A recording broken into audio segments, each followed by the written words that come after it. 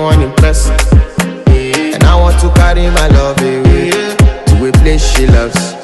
I'm a man, I want impress. And I want to carry my love